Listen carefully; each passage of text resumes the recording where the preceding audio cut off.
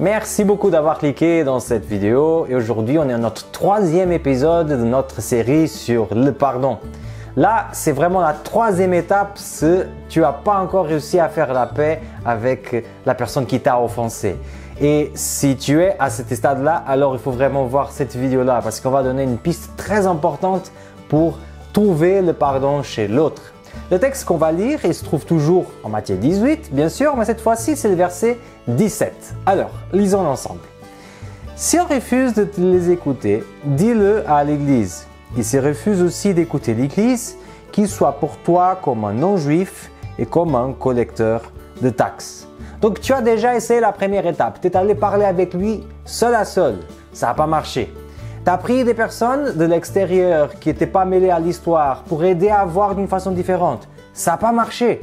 Le texte dit que là, il faut dire à l'Église. Mais quand on entend dire à l'Église, on pense un peu que c'est rapporter nos problèmes à l'Église. Mais en fait, ce n'est pas exactement ça. C'est faire appel à l'Église pour avoir la résolution. Et qu'est-ce qu'une Église peut faire dans un problème entre deux personnes? Alors, premièrement, cette Église, elle peut prier. Deuxièmement, cette Église peut faire médiation entre les deux personnes. Et ça, c'est quelque chose vraiment qu'on utilise c'est la dernière mesure qu'on peut faire. C'est la troisième étape. Vraiment, si on n'a pas réussi à parler seul à seul, si on n'a pas réussi avec des autres personnes, là oui, on va essayer que l'Église s'engage pour essayer de résoudre le problème. Mais le texte là, il ne va pas ajouter une quatrième étape. En fait, c'est la troisième et dernière étape.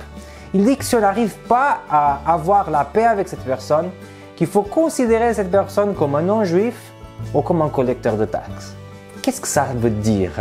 Il y a beaucoup de commentateurs et beaucoup de personnes qui pensent que considérer quelqu'un comme un non-juif ou un collecteur de taxes, c'est de mépriser cette personne, de le réduire à son insignifiance et de dire voilà, reste de ton côté, moi je ne te parle plus, moi je ne m'engage plus à rien avec toi.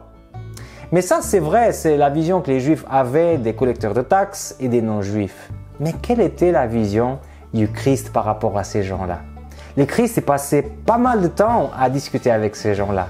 Parce que Jésus reconnaissait que ces gens n'avaient pas accès à une information totale de ce qui est Dieu et notamment l'Évangile. Donc il se donnait beaucoup à ces gens-là. Il a été même réputé de celui qui mangeait avec des prostituées et des collecteurs de taxes. Tu te rappelles de ce texte?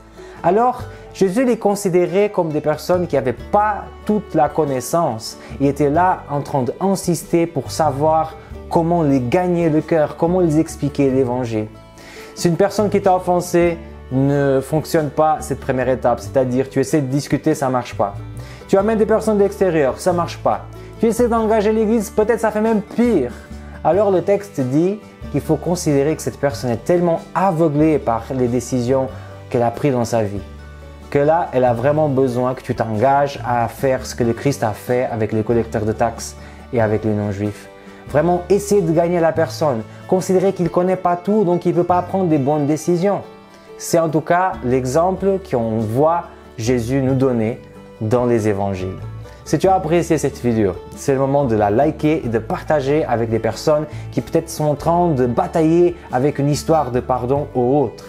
Et si tu n'es pas encore abonné à notre chaîne Shift FR, c'est le moment d'aller sur YouTube et cliquer dans le petit bouton pour t'abonner et pour suivre toutes les vidéos qui vont arriver.